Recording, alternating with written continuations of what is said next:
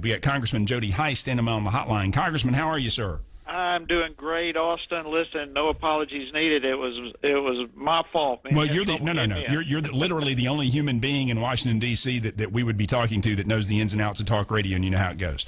Or radio in general. So, first of all, I want to ask you real quick because, man, a lot of breaking news in Washington today.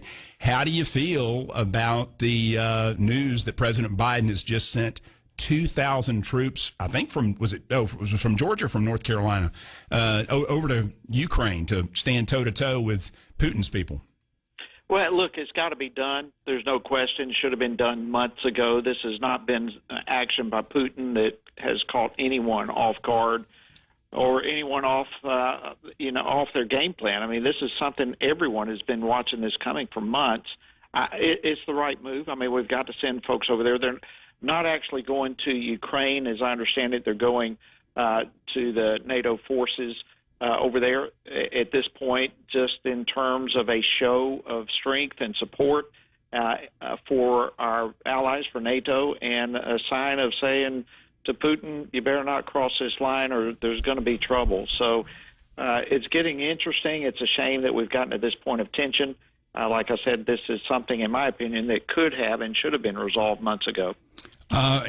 Sadly, we're at a point where just about everything that's going on with President Biden gets referred back to as woulda, coulda, shoulda. If President Trump had won the election, I personally believe Putin wouldn't be in this position because I think he had absolute fear of Donald Trump the way that the rest of the world did. You didn't know what he was going to do. I don't think nobody pushed him.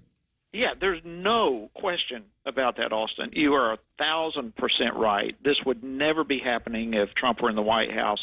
And what's frightening to me right now is the entire world is literally looking at what Biden is going to do and what Putin is going to do here, not the least of which is China. I mean, they're already flying warplanes over Taiwan.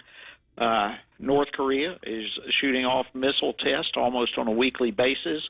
None of that would be taking place if Trump were in the White House because you didn't know what he was going to do, but you knew he was going to do something, and he always steps on your foot harder than you step on his. So whatever action Putin or anyone else were to take, Trump would respond more severely, and the world knew that, and so we would not be in this predicament had we had in the White House true leadership right now.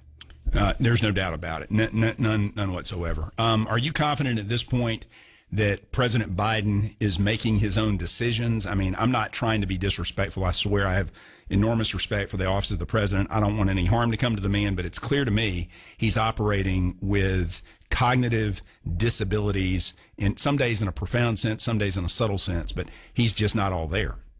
Yeah, I totally agree. And that's what makes this whole situation so much more dangerous.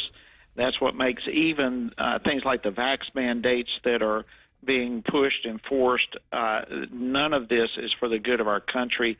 And, yeah, it's very concerning to me. I have this question posed frequently. I do not have an answer as to who is calling the shots, but I do feel confidently that it's not Biden. I know your time is limited here. I have to ask one question here. I'm dying to know the answer to this. And personally, I think this is a great separating the men from the boys when it comes to conservative policies versus liberal policies, and we're going to find out where the country stands. I personally favor a constitutional amendment on this gender issue business. I don't want 50 different rules. I don't want local jurisdictions raising their hands and saying, oh, we're going to let transgender females compete against natural-born females. None of that. Constitutional amendment saying if you're not born whatever it is that you are, you don't get to play any other one's sports. Period. End of discussion. How do you feel about that? Yeah, listen, I don't know if we're going to get to the point of having an amendment, but obvious is obvious. There is male, there is female.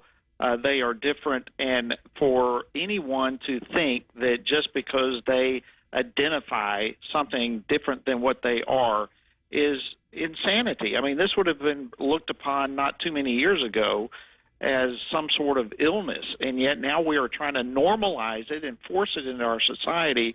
And fortunately, we have parents all across the country and individuals all across America standing up against this. That is indicative of the potential of an amendment. We'll see if it is able to go that.